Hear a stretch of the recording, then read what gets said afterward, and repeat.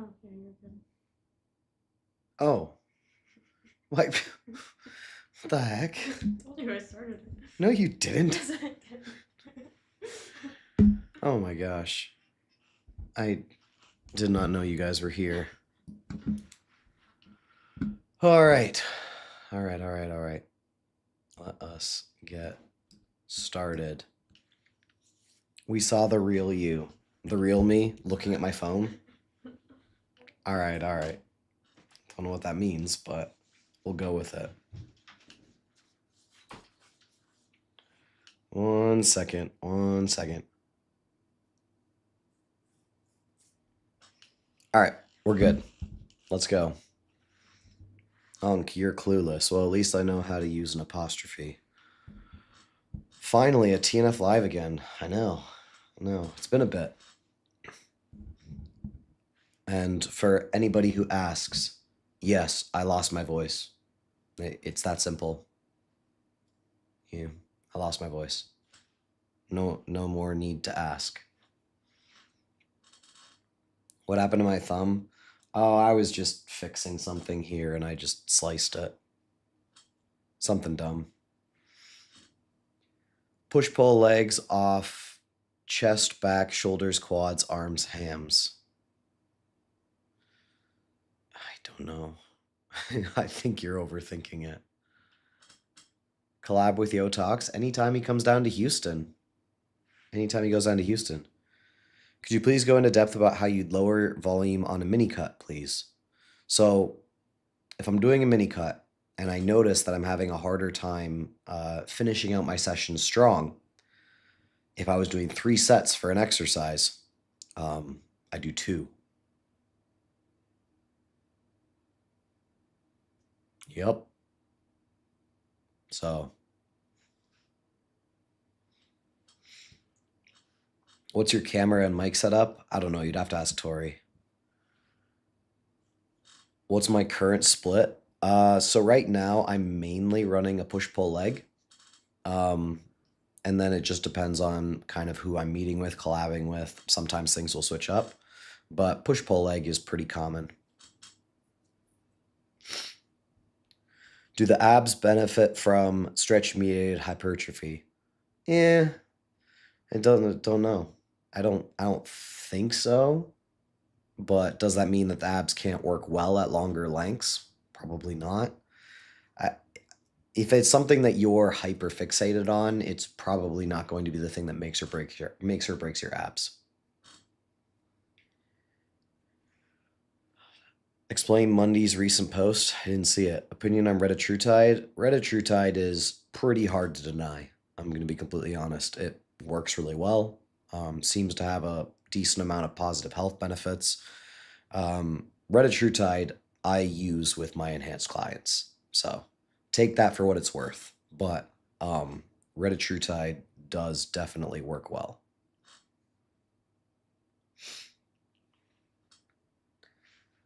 Can you explain what full body every other day split? I see this on TikTok. Can't find what this is. It's exactly what it sounds like. Oh, maybe you didn't. I just read it as full body every other day, but he said FBEOD. It's full body every other day, right? So you hit every muscle group every other day. I'm 60 kilograms training for a year as a 14-year-old. Started at 40 kilograms, and then I did a mini cut till 55. I want to bulk. At what weight I stop? Nobody can tell you that. Look at your body fat instead. It's going to be a much easier way to tell. I'm on Reta plus CJC/IPA and MOTS-C. Nice. What body fat would you say is fat? It kind of depends on who you're talking to. So if you're somebody who's serious about competing in bodybuilding and you're regularly going above high teens, I'm like, you can do it, but I just don't see much of a purpose for it. So if you're getting into the 20s as somebody who's very serious about bodybuilding, it's usually more of a sloppiness thing than it is a necessity. Why did you do only subscriber mode, and what's going to happen to the non-subscribers? Oh, Did I do subscriber mode? I don't know. Tori set it up.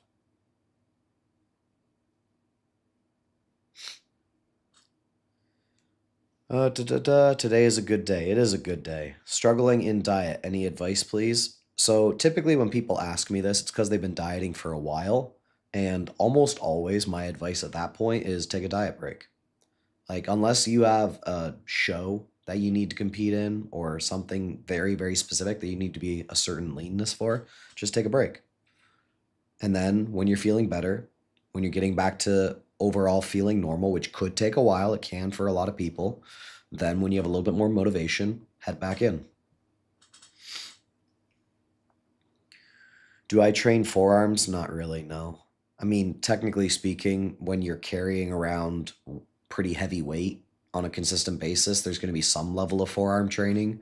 But as far as direct forearm training, unless you count things like reverse curls, and even that is a more recent addition to my training, so not a huge amount. My long head is lacking. What should I do? Extensions.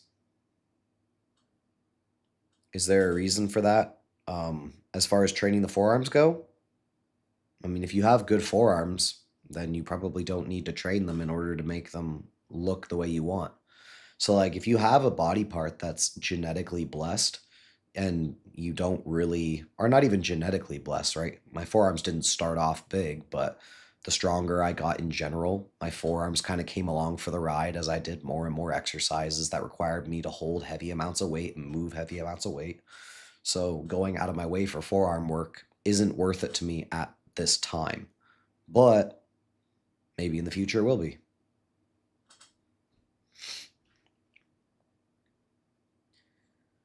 I want to buy a new lifting belt. Do you recommend a cool one? I'm going to be completely honest. I haven't used a lifting belt in a really long time. So there's plenty of good ones I know. You got SBD, you got Inzer, plenty of good lifting belts out there, but I haven't used one in a very long time. What's your set recommendations for maximizing gains? Depends on whether you're a beginner or an advanced athlete. So if you're a beginner, you can do a lot. I think people miss out on this all the time because they're like, "Oh, I don't want to over fatigue myself." I'm like, "You can't. you're you're here in your first year of lifting. Like, will you feel tired the first couple times you go to lift? Sure. After that point, once you've adapted to just being in the gym, you can't really. You can do a lot more than you think. But obviously, as you get more advanced, you don't need as much volume. So I would say if you're a person who's super worried about it and you're in your first year of lifting, you're probably worrying about the wrong thing. And then from there, as you get further along into your lifting career, experiment. What do you progress well with? What do you not progress well with? Do you have times where you're just feeling beat up on a consistent basis? All right, maybe you're going too much. Maybe you're going to failure too often, etc. Are you into fragrances? Not really. Not really. A lot of people around me are, but I've never got that into it. When do you think muscle growth should be measured during a study to account for muscle swelling? Um, I can't remember the exact numbers on edema, but I'm pretty sure, I'm pretty sure like 5 days, within 5 days, you can still be dealing with some pretty significant edema. So, I mean, very rarely do studies actually test outside of that window. So that's kind of an unfortunate thing. It would help a lot because then we could shut people up for the for the last time. People who are like, "Oh, well, no, this was so much more growth," or the people who are like, "No, you can't take those study results," and then we could just everybody could get on the same page. So if I was running a study, I'd want it to be like 6 or 7 days after, at least. Maybe somebody's gonna say, well, edema can be present till like 7 days. No, I don't know. But at that point, I would like it to be further away if possible.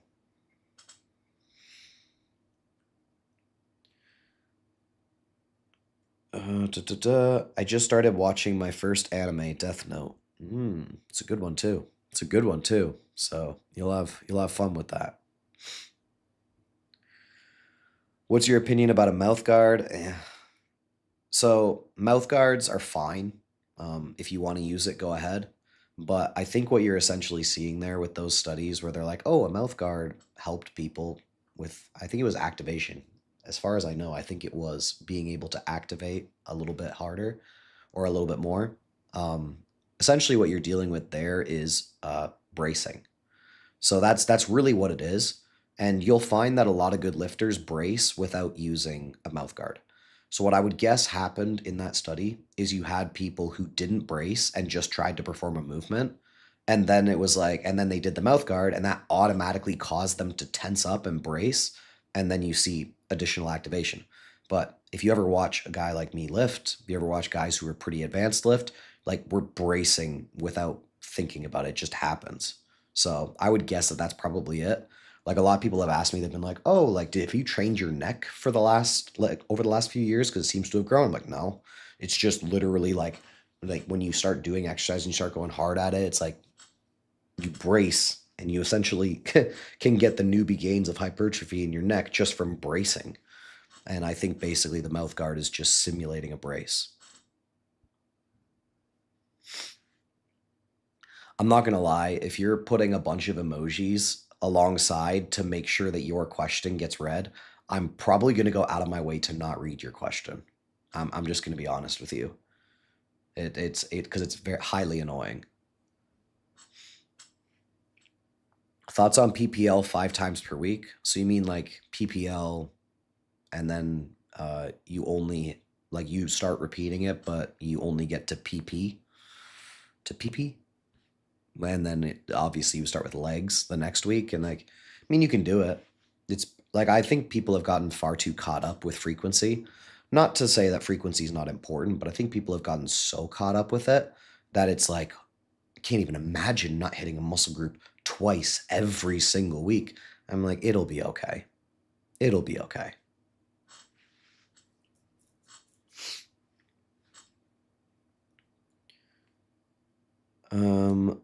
What happened with your finger? I just sliced it. What peptides would you take if you could?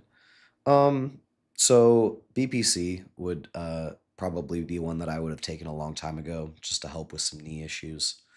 I mean, there's lots of other peptides that have semi good effects, but honestly, if I was going down that road, there'd probably be things outside of peptides that I'd be taking too. But you have like your ones that are supposed to be relatively good for skin, like GH. Is it GHKCU? GHKCU? I think that's what it is. I think that's the overall letters, but it's supposed to be relatively good for skin. You have like, there's a bunch of things. You can find a peptide for pretty much anything.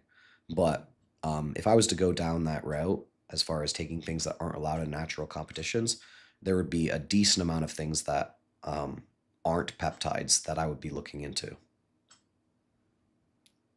The mic looks juicy. Okay. Um, how long muscle recovers after making a PR for 1 rep, like a bench press? I can't tell you for sure. Chest fly debate. Who is that? Baxum? Oh, I'm just like honestly, I'm just having fun watching everybody argue. So I'm not even like I like I'm literally just letting it ride out because it's really funny watching people argue. I'm sorry. Sometimes I'm a bit of a sometimes I like to watch the world burn. So it's definitely fun. But I think Josh Nabby is gonna make a video on it this weekend. So I'm just letting everything build. I'm letting everybody like go back and forth, just having fun with it.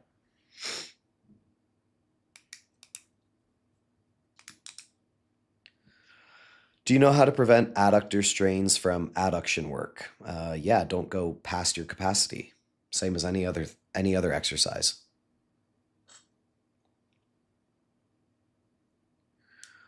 What do you think about the Planet Fitness back extension machine for spinal erectors? I don't like it.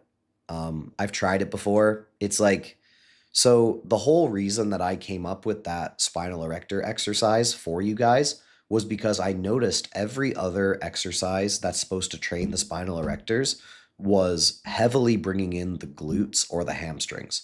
So that was the goal behind the exercise that I showed you. And then people were like, "Oh, well, what about back extension, back extension?" I went and cuz I remembered using the back extension, not really liking it. I went and tried it just to see. I was like, "Okay, well, let's see if people have a point." It's literally bringing in your glutes and your hamstrings. Like you have to brace against something with your legs. And because of that, it's going to actually bring in your glutes and your hams a decent amount. So I'm not saying it's bad or anything. It's just like it defeats the purpose of what I was trying to do.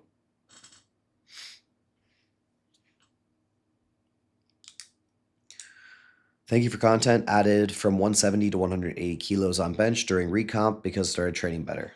Love to hear it. What would you pull back on if your sleep was terrible, volume or intensity? The thing is, I'm going to be completely honest. If your sleep is terrible, I doubt it's from your volume or intensity. I know like a lot of times people want to immediately look at their training like, oh, this must be why my sleep is bad. I'm like, there's probably something else going on. So I'm not going to tell you like, oh, it must be your intensity or it must be your volume. I actually have no idea. I know nothing about your situation.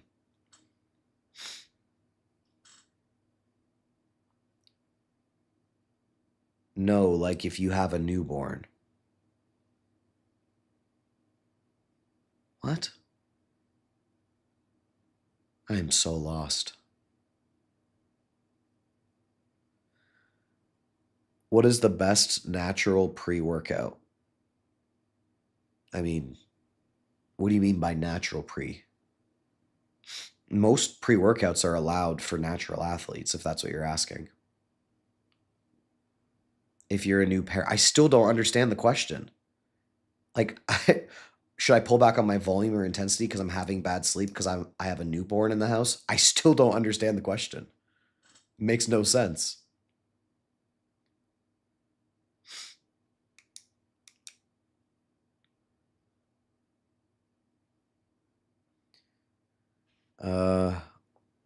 Thoughts on reverse hypers? They can be fine.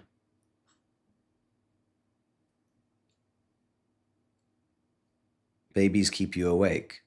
Yeah, I know, but like that's okay. Babies keep you awake. Should you pull back on volume or intensity?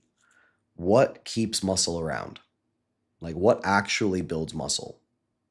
If we get down to the root of it, volume or intensity? Obviously, you need some level of volume, but really it's intensity. So if there's something that you can't like, if you're not recovering, honestly, I'd find a way to fix that first. Like just because you have a newborn doesn't mean you shouldn't be able to get a decent number of hours of sleep. Like you should be able to take care of your newborn, get back to sleep. And like I'm not saying it's easy or anything like that, but I guess adjust your volume a little bit. Or I don't know, man. I don't know. Like I'd focus more so on trying to figure out how to work around with your sleep.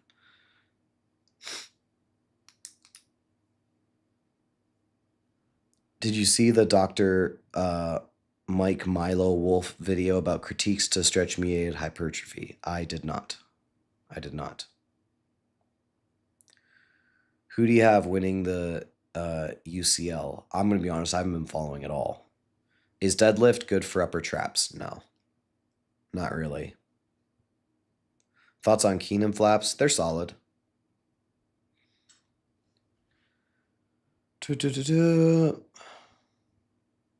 If I take MK677, I stay natural? No. Any particular tips on how to get digestion back on track after food poisoning? Well, stay away from the things that caused food poisoning.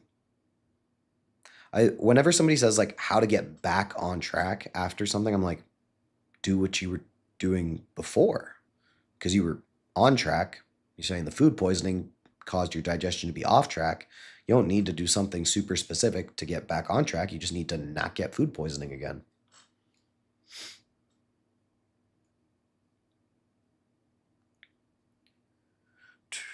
Are 5 sets per muscle group with high intensity enough for a training week?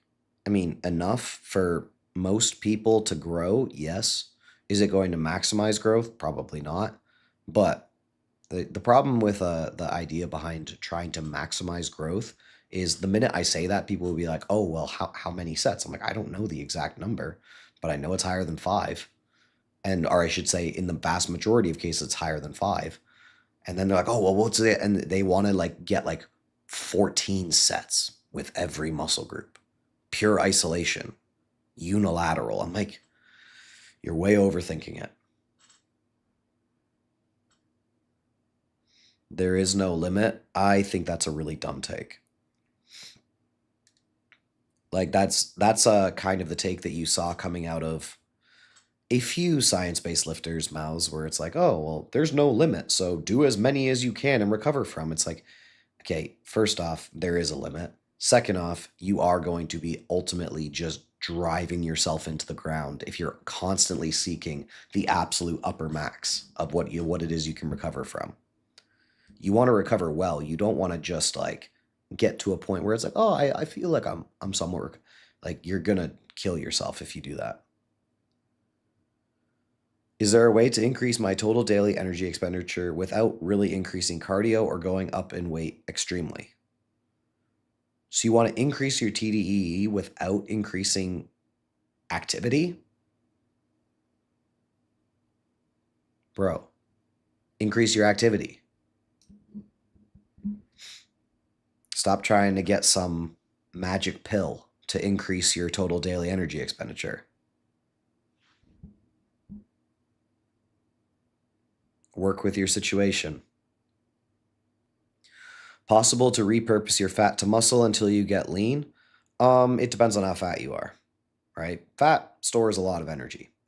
So it really depends on how fat you are. And when you say repurpose fat into muscle, I know that somebody's immediately going to be like, oh, no, that's not how it works.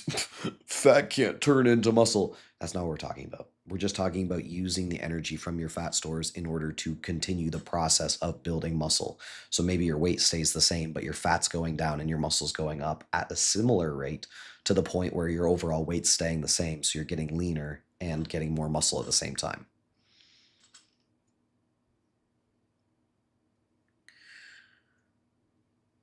Dr. Mike Vid said neuromechanical matching hasn't been proven with hypertrophy training.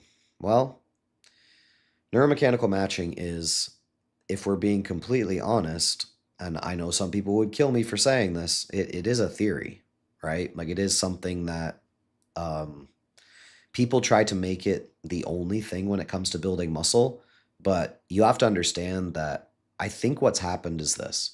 There are certain people who are very heavy proponents of neuromechanical matching. There's a reason you don't hear me talk about it a lot, because I prefer to talk about things that are settled. I'm a big fan of settled science, right? If we know that something is going to be better, if we don't, and I talk about it, I'm very clear on it. I'm very clear, like, okay, like, this is something that might be better, but I'm not going to tell you it's better if I don't know for sure. So with something like neuromechanical matching, you have some people who are very, very heavy proponents of it. As far as I know, most of it from the top down is starting with Chris Beardsley, and then a lot of other people are piggybacking off of it. But if you take a look at it, it's like, it's not perfect. We don't know with 100% certainty. And if you start with the established premise that neuromechanical matching is the way it works, then you're going to look for things that support that and ignore things that don't. And I think there's been good arguments made against it being the only thing. And what I think happens is, a lot of times people are like, no, like, we understand this. And that's why you see a lot of people arguing about mechanisms versus outcomes. And I'm kind of the person that stays out of those arguments, because I think they're dumb. Because you have people that are like, oh no, mechanisms are more important because outcomes can bring false positives. I'm like, but outcomes can also cause us to challenge our preconceived notions on the mechanisms. So what happens is, when you completely throw out outcome data, you have said at that point, you're not open to the possibility that you could be wrong. And that's why I don't like making a mechanism versus outcome conversation. I prefer to say, you know what, let's take a look at the body of literature, and let's not come to premature conclusions on things that we're not absolutely 100% sure of. It's a very nuanced topic, but unfortunately, people will try to make you believe that something that they're pretty sure on is 100% certainty. No. We need more. We need more all the time. Is it better to bench with a flat or arched back? Depends on your purpose behind benching. So basically, when it comes to bench, I prefer to bench with a little bit of an arch because I just find it more comfortable.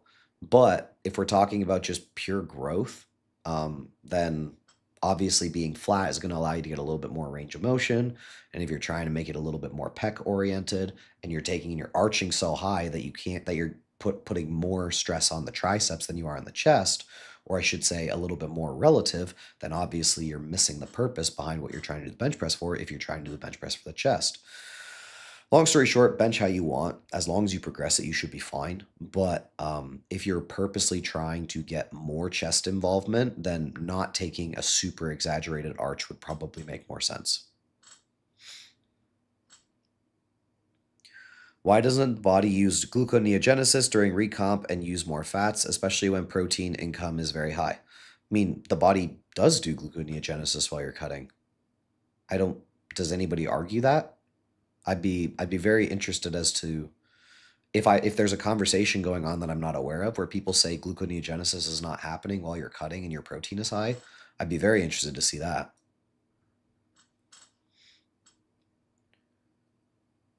Does that make arching good on JM press? I mean, an arch shouldn't really change what happens on a JM press, right?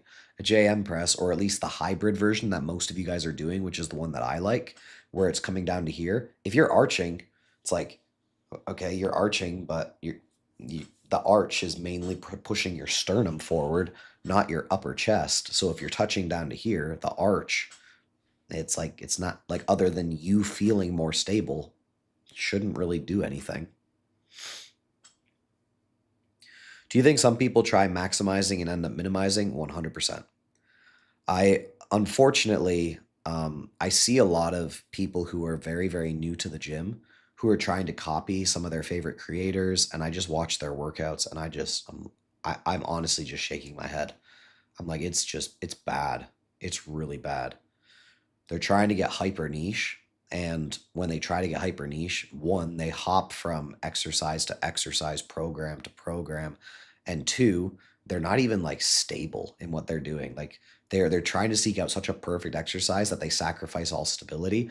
It's like stability used to be a really big topic and people made sure that they were stable. Now I'm watching people do these unilateral variations where there is zero stability in the way they're performing the movement, and they're like, yes, this is the best way. I'm like, whoo, you are severely mistaken.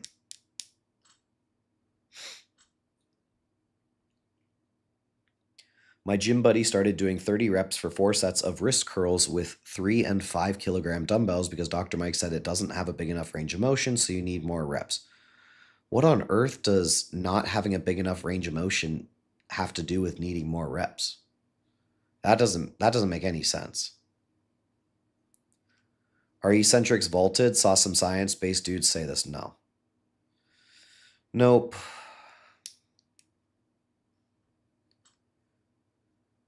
Do you do any mobility or flexibility work? If not, how come? I'll do mobility or flexibility work as I feel it necessary in order for me to perform the movements that I need to perform. So if I don't see a specific purpose for it, then no, I'm not just going out of my way to do a ton of stretches and stuff like that. I'll probably get into it a little bit more, but honestly, not for the purpose of lifting so much as it will be for the purpose of being able to hit my poses better. Because sometimes my poses are a little bit stiff. So I'd probably be doing my mobility more so for that than actual muscle gain.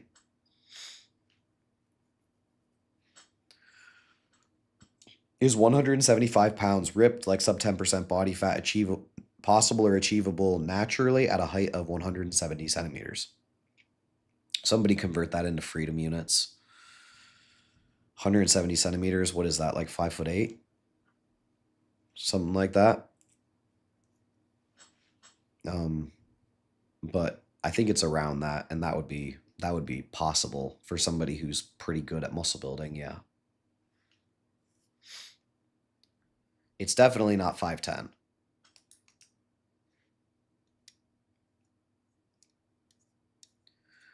Thoughts on people that say more frequency isn't better as long as the volume per session isn't absurdly high. Thoughts on people that say more frequency isn't better as long as the volume per session isn't absurdly high. I guess you'd need to actually start comparing things directly. I'll be completely honest with you. I don't like training a muscle group more than I guess 2 wouldn't be the right number. Let's see. I prefer to have 72 hours between training muscle groups.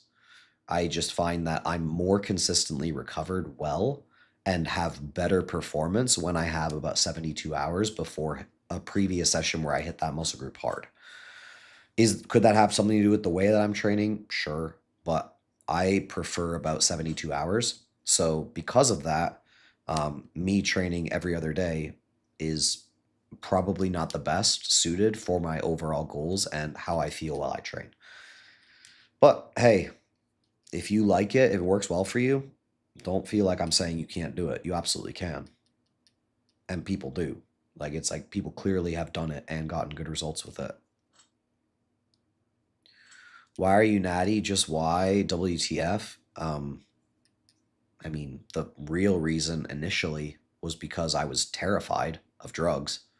And then as I started to learn them more and started to learn how to mitigate more side effects, then it became a matter of, okay, well, if I hop on, how's that going to influence my audience? And then it became a matter of, why would I be hopping on? And if I did hop on, then would I have the personality to be like, you know what, that's enough. I don't need to take more. And I'm a very all in or nothing personality. So I think it would be very, very tough for me to limit myself if I started going down that road. It's just like, I've always been a person who, if I do something, I'm locked in, and I don't have a reason to believe that I would have an easy time saying no to continuing to add more.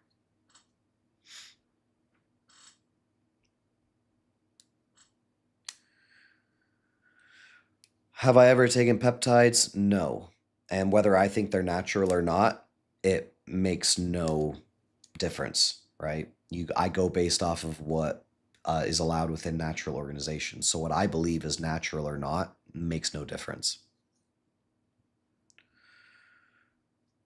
What tricep exercise should I do to hit my long head tricep extensions? Do you give advice to people with different genetics? I'm Polynesian and want to try your method at the gym. If you being Polynesian is not going to change what's going to be effective for training your muscle.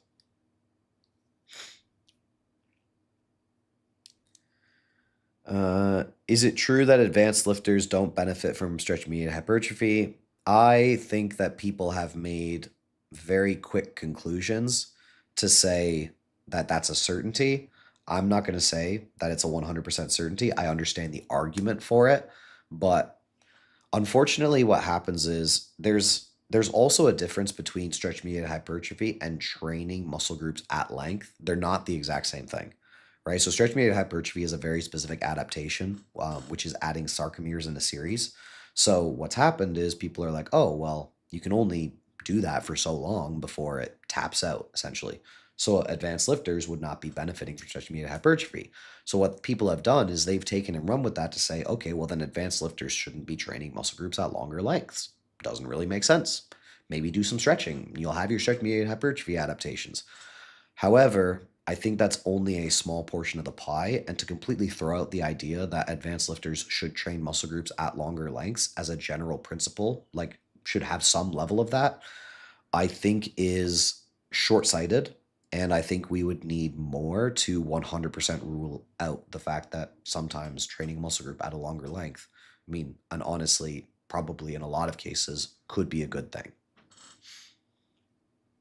That's my long way of saying I'm going to stay with Switzerland and not get into a war over things that haven't been definitively proven. Is it okay to ask about roids here? I'm going to be completely honest. I don't typically like talking about steroids in longer form content, unless it's very vague, right? I try not to get specific with it. just because of the fact that everything I say can be taken out of context, and there's different levels of damage that can be done with what I say. So if I say X substance seems to be fine taken at X dose, then somebody hears that and they go running with it and they end up in the hospital, and I feel like a big jerk. And I'm like, dang, I should have caveated that better. It just gets very it gets dicey territory, to put it bluntly. What's your opinion on the spick span bench grip? I have no clue what that is. What do you think of Julian's physique after 3 years of training? It's impressive. It's very impressive. When taking PPC 157, would you advise injection or oral intake? I'm going to be completely honest. If there's a possibility to inject something versus taking it orally, I'm almost always just going to say take the injection. I know some people are scared of needles, but I'm like, just do it. Is poutine anabolic? Yes. Is whole body every day viable? I mean, viable in the sense that can people do it? Sure. Would I suggest doing it? Probably not. In 100 years, do you think we'll have the information to max out hypertrophy? No, it's not possible. It's so, okay. There's always, no matter how good you get at anything, there's always room for improvement. So when you're dealing with something like biology, where one person is not the exact same as the next person, it's literally impossible to be like, oh, well, we 100% know how to max out hypertrophy in every circumstance. Like, that would only work if we were all clones of each other with the exact same equipment, with the exact same food, with these, like, it's not possible.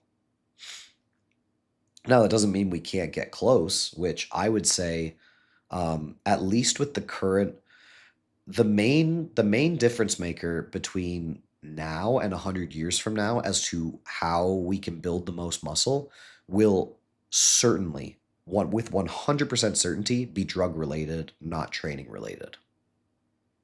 Because drugs just make a bigger difference than training does.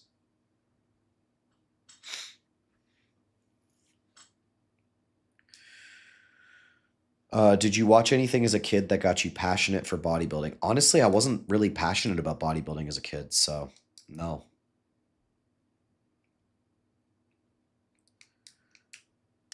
Is body recomp ideal for someone around 18 to 19% body fat rather than go on a cut? It's up to you. You want the fat off faster? Go on a cut. You're fine with letting it take a little bit longer? Recomp. Be honest. Strong shoulders, lats, glutes, calves, adductors / weak chest, bicep, abs. Am I cooked for every class? All right, so let me think about that. Strong shoulders, lats, glutes, calves, adductors. Weak chest, biceps, abs. If you have strong shoulders and lats, you didn't say that you're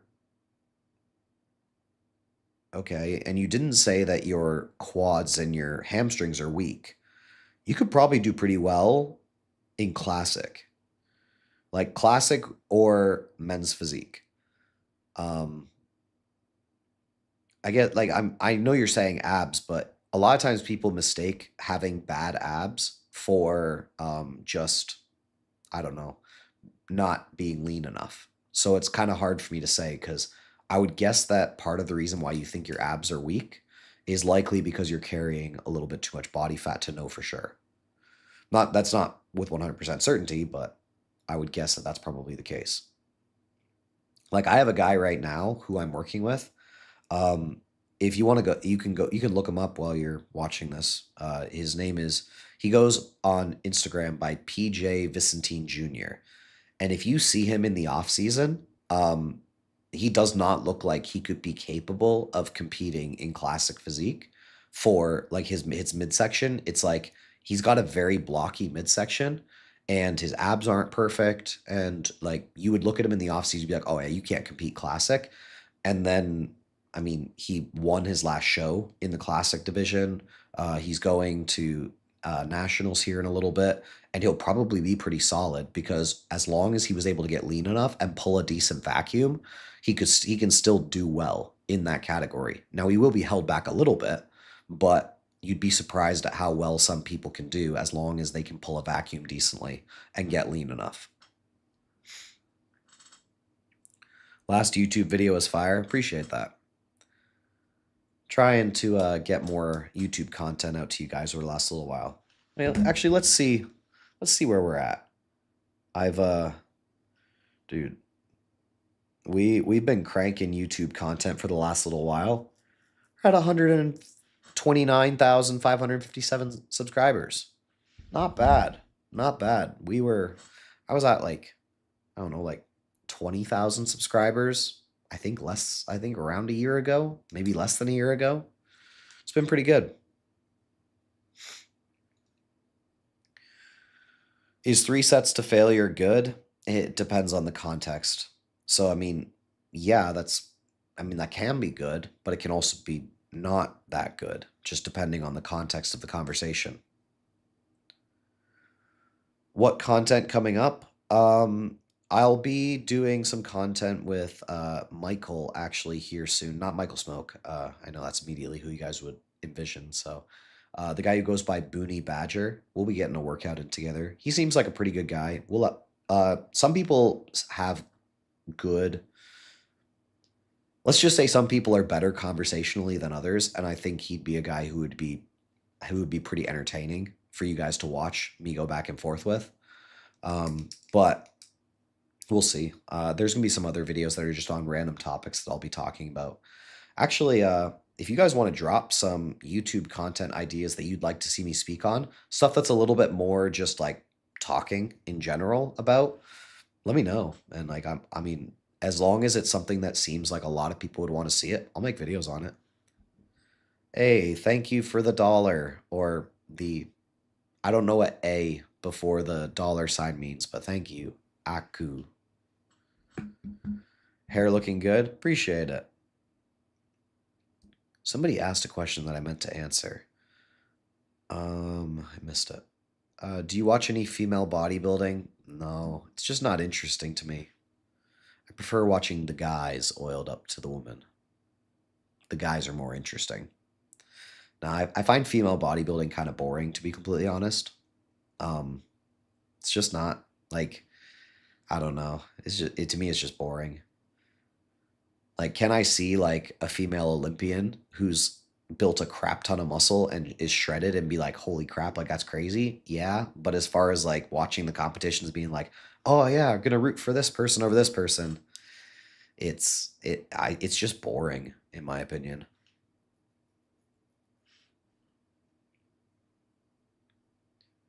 TNF sexism is crazy. I mean, no, just women's sports just aren't as good as men's. Like that's not sexist. That's just taking a look at things objectively.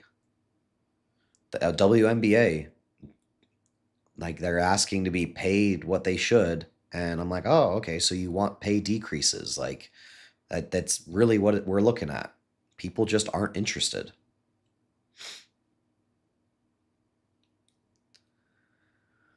Am I on finasteride now? No, I'm on a dutasteride mixture. So I work with Merrick Health, and they provided me. We did like various blood panels and stuff to see like what I should be working with, and I'd used finasteride in the past, and finasteride lowered my systemic DHT to a level where it was like, okay, like that's a lot more than I wanted it to.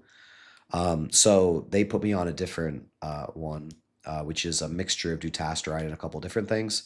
And it seems like, at least for now, seems like my DHT levels have come back up, and that I'm going to be, it looks like it's staying fairly topical, because like you still need your DHT levels to drop, and that's part of the reason why it helps with hair loss. But it's like more localized, right? So the DHT levels are dropping because I'm doing a topical form, are dropping on the scalp. But as far as systemically, my DHT levels seem to be solid. Favorite soccer team? I haven't watched soccer in a long time, but it used to be Menu. Will you ever publish a program to go with the fat loss manual and how you would set up a split focused on arms? So I'm actually in the process of writing an overall training manual, and no, it's not going to be because like I know what people are expecting and what people will want, and what they'll want is they'll want like the most nuanced, scientific, like we're going to be doing shoulder extension with a cuff around the elbow and all this, and I'm just like, people are really overthinking their training right now. I'm going to keep it to be basically as essential as it can be. It's not supposed to be like, okay, we're looking to maximize this fiber on this individual portion of the. It's going to be much more generalized than that, but it should be effective for everybody, beginner to advanced. Leak the release date. I don't know, man. I don't know. I've been working on it for a little bit. But I just get busy with things, right? Okay, so I want to be careful because when I say I've been working on it for a little bit, people are like, oh, it's gonna be like a 500-page manual. No, no. Working out is not as complicated as people want it to be. I know that sounds crazy coming from me, but it's like I find this stuff interesting. I find it interesting talking about it, but people want it to be more complicated than it is because if it's more complicated, then that means that they can have the leg up. It's like, well, you're doing this. Well, I'm doing this. I'm doing this. It's like, okay, I mean, perhaps what you're doing right now is going to be better, but also you're sacrificing something else. And I think that's happening with a lot of people right now is they're sacrificing certain things in order to do certain things.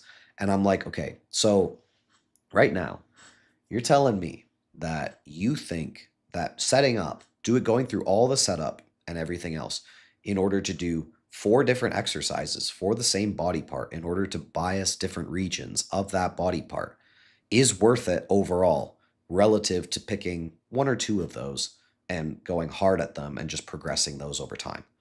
And you're doing it unilaterally too. So you're adding like additional sets like from doing more exercises, and you're also adding additional sets from doing it unilaterally. I'm like, do you honestly think that it's going to make a difference? And I think for the most part, people just want it to be something that I don't think it's going to be.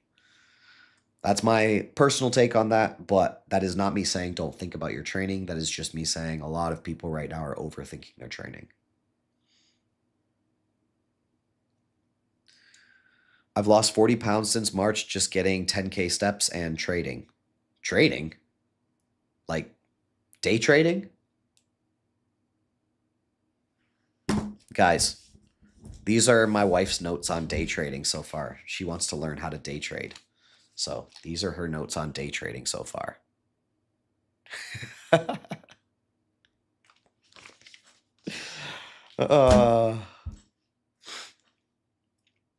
I still don't understand how to do a vacuum. Any tips? Honestly, vacuum's one of those ones where it's like you just need to practice it. Like I've tried to give people the cues. I've tried to give people the ideas as to how to vacuum. First things first is most people breathe when they're first trying to figure out a vacuum is they breathe in because they think other people are breathing in because the rib cage looks expanded. But it's like, no, it's actually easier to vacuum when you breathe out. So breathe out, do it laying on a floor first or like bent over like this, and then try and just pull your belly button back towards your spine. And then over time, you'll start to develop control over it and get better at it. Gamble your mortgage. Yeah, I don't know. She's getting very into it, as you can see. Her notes are very in depth. What has done the most damage to the science-based community? To be completely honest, it's what's done the most damage to the science-based community is everybody having a platform. I know that's like I'm not trying to be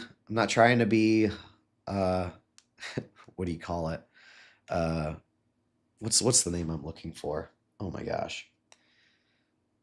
Like I'm not trying to be like a dictator. That's the word I was looking for. I'm not trying to be a dictator or anything. But unfortunately, with everybody being able to make videos at any time on any topic, that's destroyed people's ability to rationalize, because a bunch of people copy a bunch of other people, and then those people copy those people, and it's like a big game of telephone. And by the time it gets down to the base, uh, the base scientific lifting community, you have people saying really dumb things, doing really dumb things, lifting in terrible format, and being like, no, no, this is science based. I'm like, whew, it's rough. It's rough out there.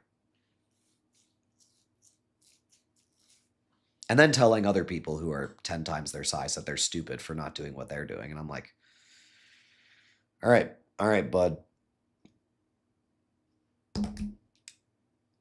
Would you say that's why everything comes full circle? No, everything does not come full circle. That's another thing that pisses me off. When I see people say, oh, see, everything comes full circle. I'm like, did I come full circle on this topic? And they're like, oh, what do you mean? I'm like, did you ever see me say the opposite of this and then come back to it? And they're like, well, no, I don't watch all your content. I'm like, okay, so not everything comes full circle. Some people are just dumb and hasty. Now, I'm not saying that there's not things I've not changed my mind on. Of course there are. But the majority of things are not coming full circle, right? The majority of like true science-based lifting takes are not coming full circle. But there's a very big difference between science-based lifting and theorizing based on individual papers, which is the dumbest thing that science-based lifting community does right now. They see one paper that shows statistically insignificant results for something, and then they change their entire way of thinking off of it. I'm like, oh my gosh. Like, did none of you guys actually learn what the scientific method is? Testable, observable. Did you forget the third one? Repeatable. And you saw one study and on rodents, and you're like, oh yeah, I'm going to change everything about my programming. It's a disaster. Carbs versus protein. What do you mean versus? They're two different things. There's no versus. It's like saying sleep versus training. Like, I guess people do that too. That's another dumb thing that the science-based community does, is they pit things against each other that shouldn't be pitted against each other. That they work in collaboration with one another, and then people pit them against each other. I'm like, what are you doing? It's not power scaling. We're not power scaling macros here. What the heck? Do you think Superman is natty or not? The actor? I know some people were like, oh, he made a transformation super fast, but I'm going to be completely honest, I didn't look into it. I used to be interested in all that. I used to like, I'm telling you, there were some things that I got super into when I was younger. So one of those things would be like how fast celebrities made their transformations, trying to figure out whether it was possible naturally, all this other stuff. I used to like be super into that stuff. Now I'm just like, I don't care. Did they? I don't know. Probably not, but who cares?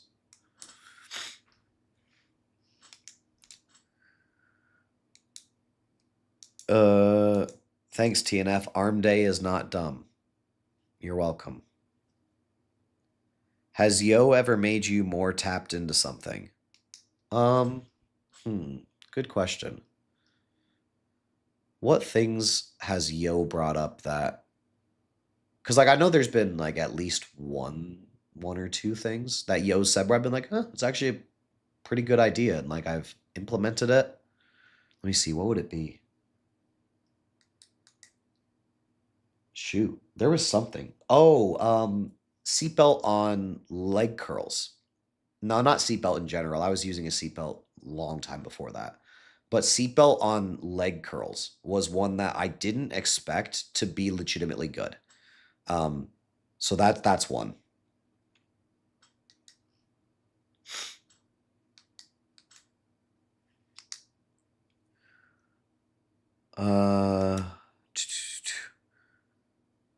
Do you ever watch Charles Glass? I used to do videos debunking Charles Glass constantly, because he would just put out like a ton of videos that were like really bad, and everybody like, oh, but he knows, he's been there. It's like, I'm sorry, like no,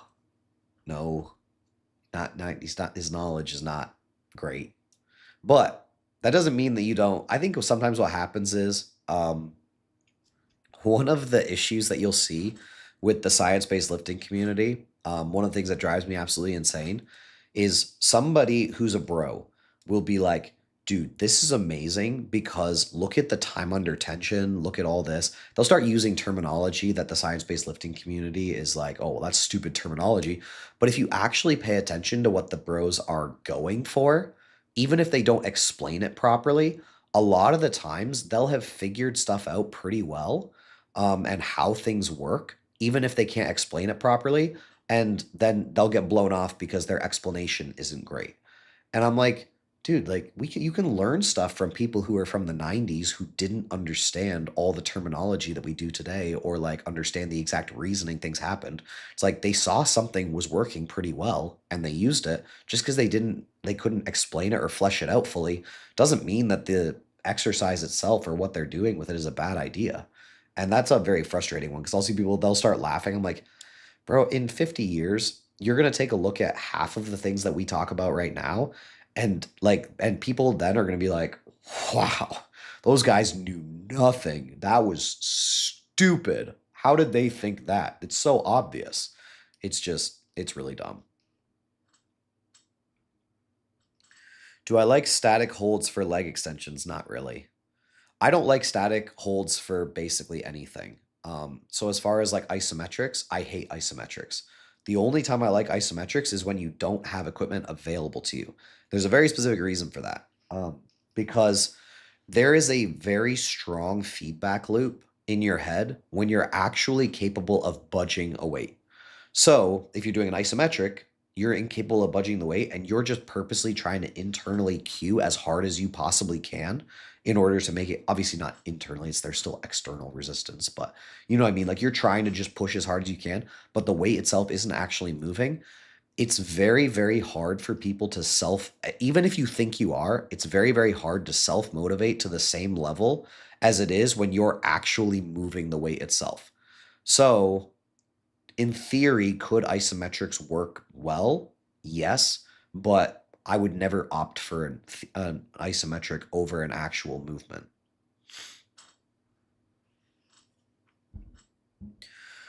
Upper lower rest, PPL rest versus PPL rest repeat. It's up to you, man. It really is up to you. I like being in the gym a lot, so I like not doing the upper lower as much, but like it's totally up to you. Love you, Unc. Gonna crash out now. It's 4:30 in the morning here. Bro, see, this is what I'm talking about. This is what I'm talking about right here. And I'm gonna use you as an example. You have people who are so worried about individual like hyper specialization of their training, yet they're watching my live at 4:30 in the morning. What do you think is going to lead to more growth? You finding the newest cable exercise with a cuff that just came out, or you actually getting decent sleep? If you say the cable exercise, I'm going to smack you in the face.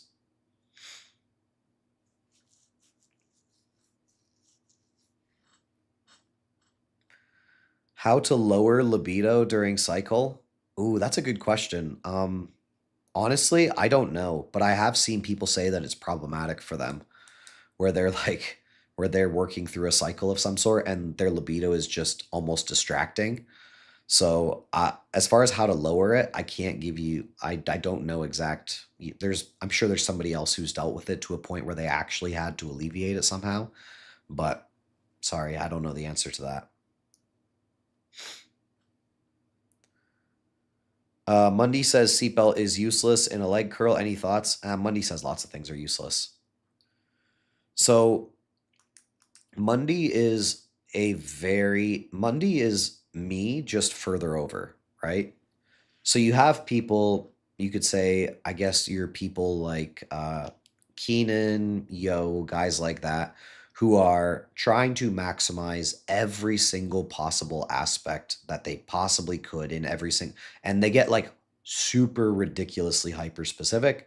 Then you have guys like me who are like, it's a good idea to add in hyper specificity in certain cases, but I don't really do it in all the cases. I just don't really think the return on investment is necessarily going to be worth it.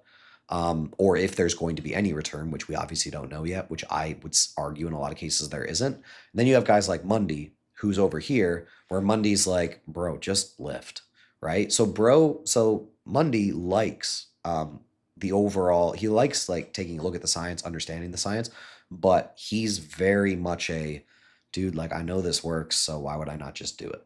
Where I'm a little bit more theoretical. I think I like to get into the weeds a little bit more, and then you have other people who like really go digging deep into the weeds. And in my opinion, unnecessarily so. Mundy would also say the same thing about me. Mundy would say sometimes I unnecessarily go into the weeds. So it's like it's just a step, right? And so Mundy saying it's useless, he's not right. Like it's wrong, but as far as saying that he doesn't think it's going to do like any additional benefit, he could be right. Right? Like it's like, is there a difference? Yes. Is it actually going to make a tangible physical result? Probably not. But that's the case with a lot of things we talk about. Like a lot of things we talk about are the minor things where it's like, if it does make a difference, we don't know whether it's going to be actually noticeable. So that's where I think a lot of times what happens is because the science-based lifters are a little bit more curious about the topics rather than how it's actually going to play out in the real world, they'll do things that are unnecessary, and will straight up not cause any more growth, in my opinion, sometimes to the detriment of overall training that could just be allocating more volume towards something that's a little bit better, right? Like there's a reason you don't see me doing some of the more specific exercises because I'm like, I legitimately don't think it's going to cause additional growth versus me just doing an additional set of something that we already know causes growth. So it's like everybody kind of has to find their line in the sand. And I don't get mad at the people that go further and further into that. So I'm like, oh, it's your business, your life. You can do whatever you want. But I think Mundy gets a little bit annoyed by the people who are, because like, I mean, to be fair, they do poke him, right? So they're like, oh, you're dumb for not doing this. He's like, bro, shut up. Just let me lift. Right. Meanwhile, me, when somebody pokes at me and is like, huh, TNF's not doing this, I'm like, that's cool. I got 1 million followers. Who cares? I'm just kidding. Chill. It's a joke. It's a joke. Kind of. The gym content is oversaturated. I mean, yeah, but you can say that about anything. So when I was first getting into this area, I missed a donation. Sorry, let me sometimes when I get on rants explaining something, okay, I'm not gonna answer that, Bradley. I'll say your name, but I'm not gonna answer that. So what happens sometimes is this. People will discourage you from trying something because they'll be like, "Oh, well, that's an oversaturated field." I was told when I started into the fitness realm, I was told it's an oversaturated field, therefore you shouldn't do it. Therefore, you won't make it. I'm like, my answer to them at this point, which, okay, I'm just gonna say it. My answer to them at that point was, yeah, it's oversaturated with idiots. Like, I'm not an idiot. And so it was like that's the mentality I went into it with. So it was like, I mean, yeah, it's oversaturated, but it's oversaturated with a bunch of morons, so I can stand out. That was literally the mentality I went into it with. And so because of that, I was able to rise up through it because I cut through the bull crap and people saw that. And so over time, people followed me because they're like, oh, this guy's just going to tell me how it is. He's going to give it to me straight. Like I want to hear from him because he's going to tell off all these other people who are doing things stupidly. So, I mean, yeah, you can say it's oversaturated or it's saturated. It's like there's so many fields that are saturated, but if you're actually good at what you do, you're still going to be the person that rises to the top. Lots of people out there that do lots of things, but if you're one of the best at it, you will still be able to make your way up through the ranks. Behind the neck shoulder press versus reverse banded press. I don't care. I honestly don't care. Do the one you like. I mean, behind the neck shoulder press was overhated for a long time because of impingement and blah, blah, blah. It's like, okay, if it feels good for you, do it. If you'd rather do a shoulder press, obviously the more forward you come, the more it's going to be front delt. The more you go out to the side, the more it's going to have a level of abduction. So it's going to be a little bit more side delt. Reverse banded press, I've literally never thought about it. Like, I don't even do shoulder press right now. I'm not saying I would never do shoulder press, but I noticed for myself very early on that shoulder press just wasn't comfortable for me. right? Something about my overall mechanics, it just doesn't feel great for me. So I would rather do forms of raises than I would do shoulder press. So I'm trying to work my front delt, I would rather do a raise variation of some sort. If I'm trying to work my side delt, I'd rather do a lateral raise variation of some sort. That's just me personally. You don't have to be that way, but that's just my, so like I've never really cared that much about shoulder press, to be honest. You think you're Thor? No, I am Thor. Does the volume in one session, for example, upper, matter? Yes. So you have to think about it like this. Let's say let's say you have an ability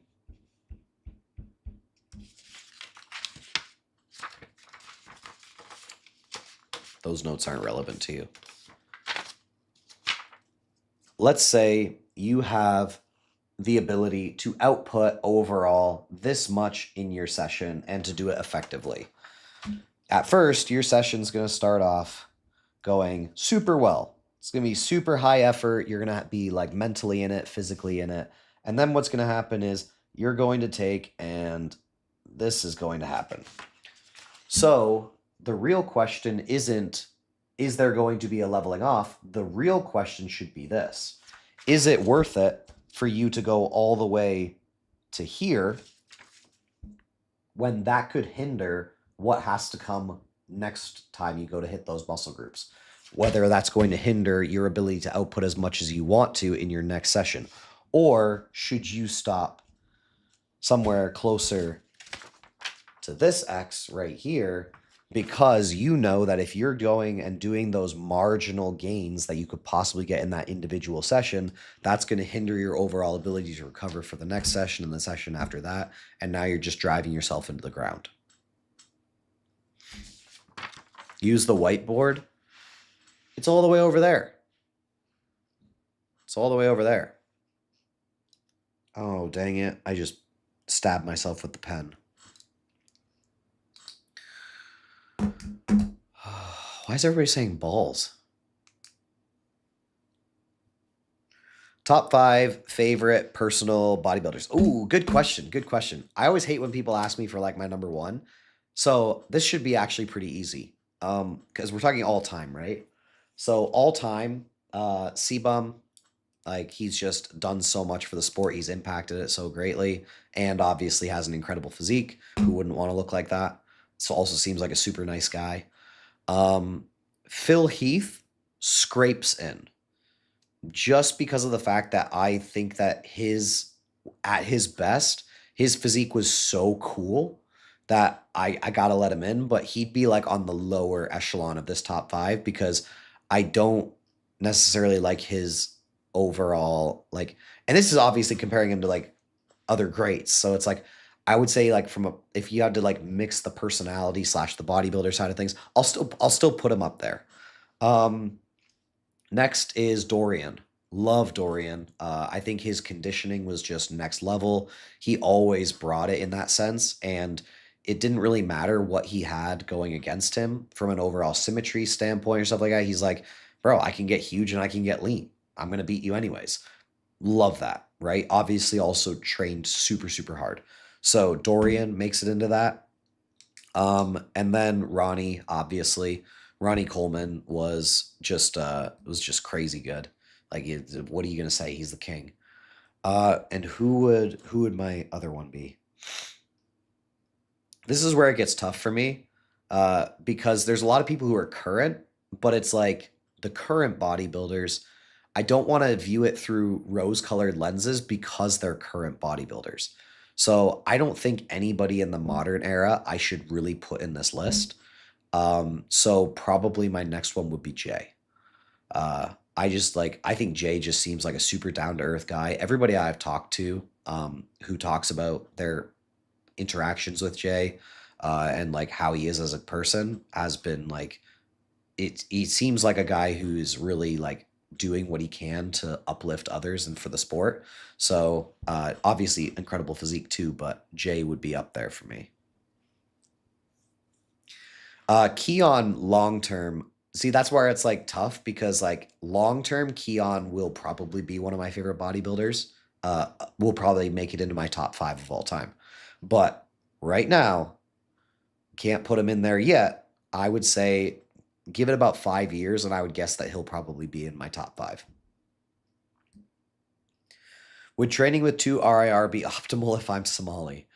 Bro, what are these questions? You being Somali doesn't matter. What about Arnold? Eh, like Arnold, legendary in terms of like what he's accomplished, what he did for bodybuilding, etc. I think Arnold, see, that's tough, right? Because Arnold was hilarious. Like if you watch some of his old stuff when he competed, that's tough actually. Like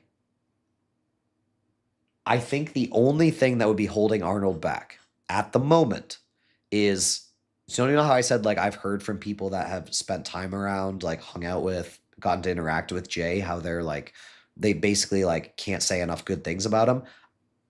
It seems like I hear more so the opposite from Arnold.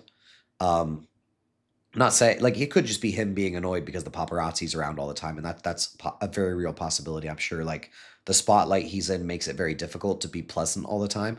But I don't know. I don't know. No Lee Priest, no. Lee Priest, great physique. Really, really unique physique too. Great arms, obviously, like some of, if not the best arms in history. In terms of like obviously like not saying like there might be some random bodybuilder out there who has better arms, but like was just not good enough, not complete enough to compete at the top level. But no, Lee Priest would not make it into my top 5. Thoughts on slightly tweaking movements every week with bands, tempo, etc., due to the biological law of accommodation. I don't think you know what the biological law of accommodation is. So, no. The answer is no.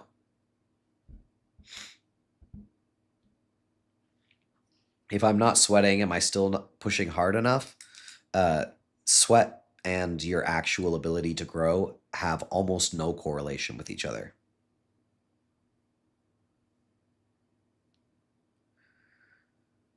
When is saying it's genetics a cope versus a fact? Well, I mean, see, here's the issue with the genetics cope slash fact is it depends on who's using it and how they're using it. It's all dependent on the situation. When somebody tells me like, okay, so for example, somebody says it's genetics, that's why I can't lose fat. I'm like, that's cope, right? Like everybody can lose fat. I don't care who you are, everybody can get shredded. You expend a certain amount of energy a day. Yes, it can be lower than other people, but as long as you eat under that for long enough, you will get shredded. Simple as that. Now, when it comes to building muscle, when somebody says, oh, well, I can't get to the size of Ronnie Coleman because of my genetics, I'm going to be like, yeah, that's true, right? Like in 99.999999999% of cases, you're 100% right. You're not going to get to Ronnie's size. Even if you took the same PEDs he did, even if you ate as much food as he did, you're not going to get to his muscular size. So it all depends on how the person is using the genetics argument.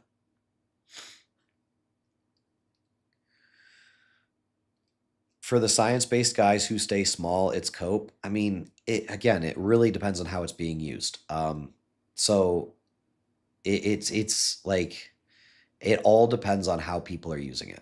Like there are some people who are going to struggle to put on muscle more than others. And if you disagree with that, I'm going to suggest that you have zero experience in this field. Like there will be some people who will grow much easier than others. It's just the way it is. There are guys that I see who are on TikTok who their first year of lifting and they already look like full-grown men.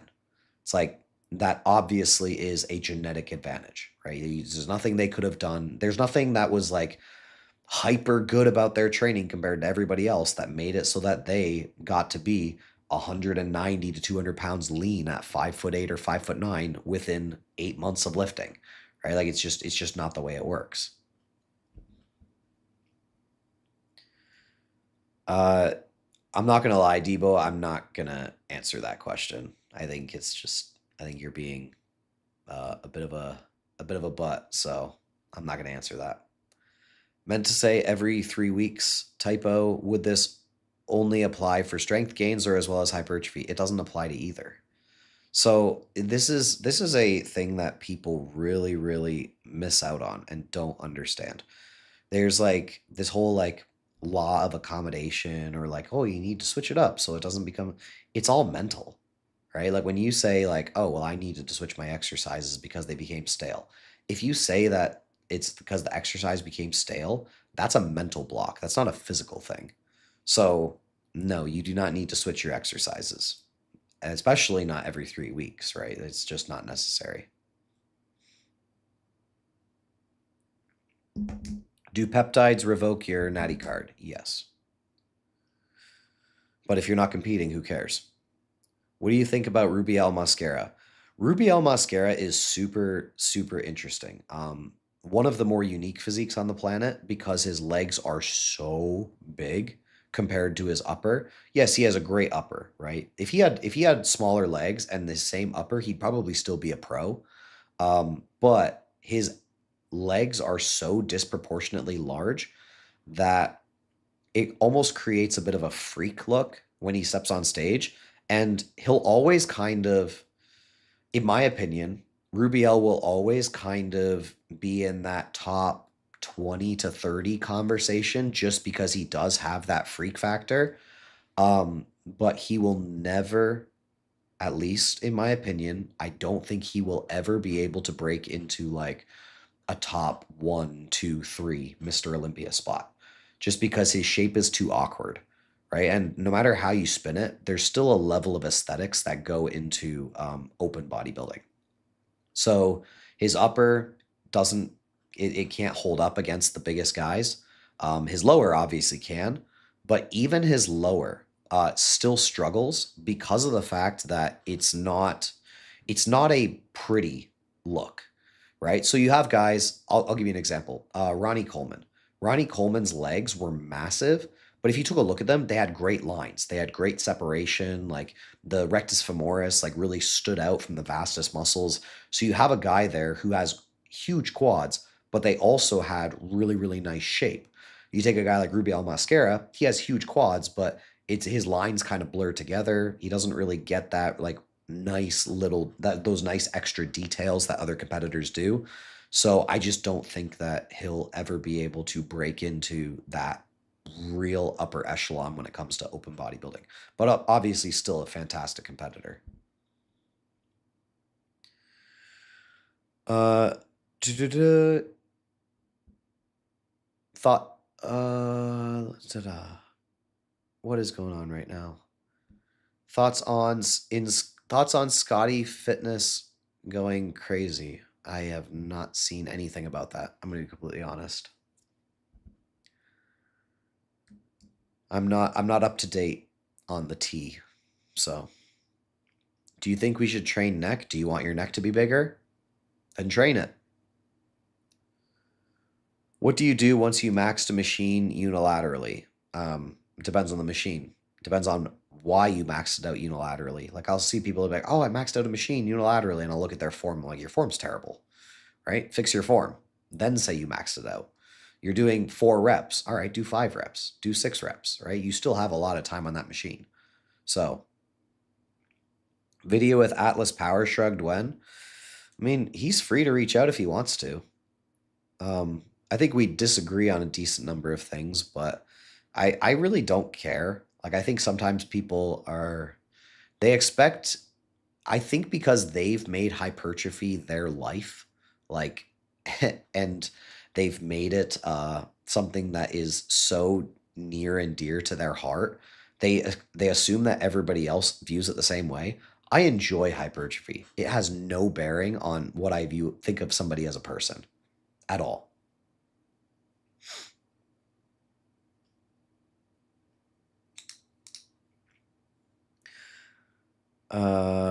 Can you cut a watermelon in the air with your katana? Maybe someday. Maybe someday. Oh no, we overheated. I'm sorry. Da da da.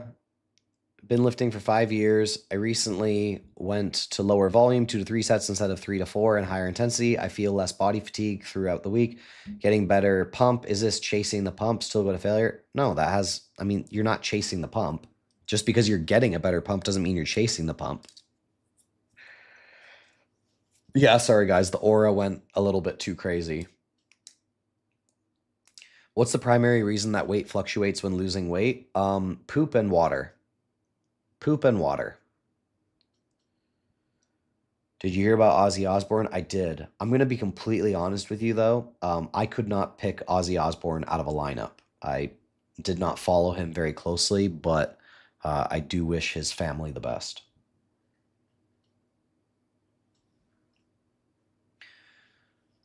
All right. Let us... What about poop water? All right, let's talk about top 5 classic physique competitors at the moment. Who would I go with? All right, so top 5 classic physique competitors. Mike Sommerfeld. You got who else? Right now, I don't know. There's been a few like newcomers who have actually been pretty. Wait, I turned it back on. Why is my camera not coming back on? I turned it back on. What is happening?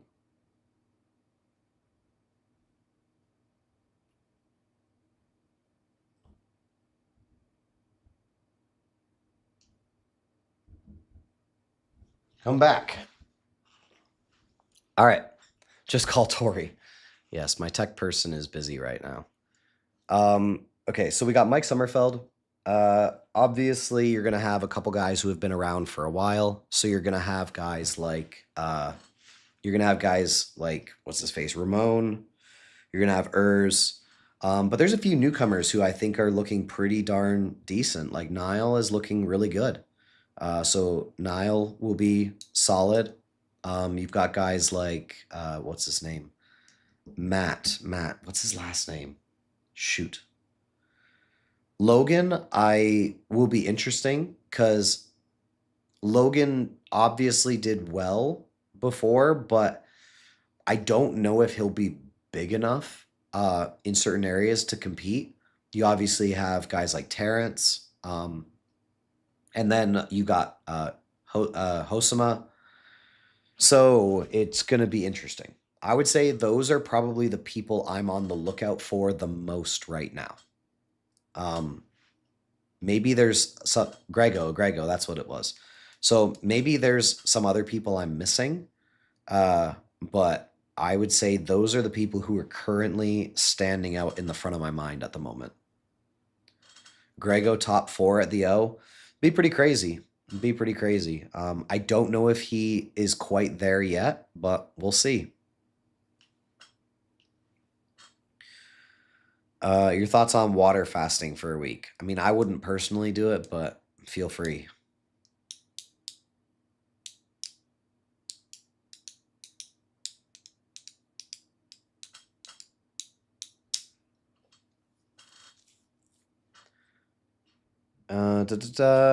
Why you have the axe but not the hammer? I'm sorry, man.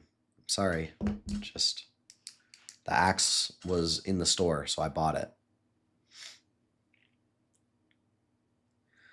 Opinion on pull-up form, hollow or arched for bodybuilding?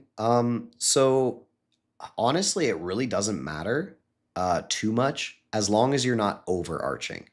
If you're overarching, then what's going to happen is you're going to start to bring in the traps and rhomboids probably a little bit more than you want. So it's a bit of a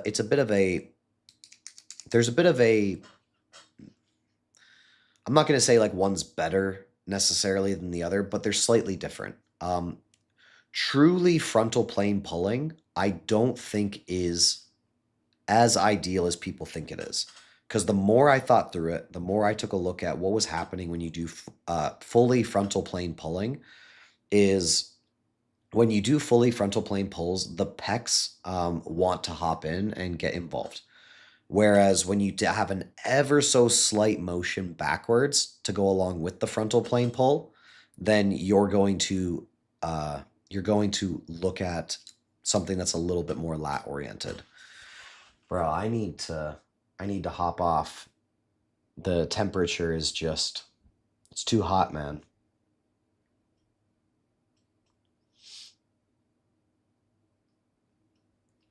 What's the most advantageous body part for the Olympia? Lats.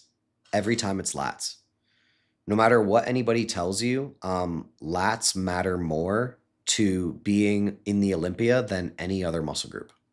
Now, obviously, other muscle groups can play a factor, but the lats are going to be the most important. All right, guys, I should probably get going.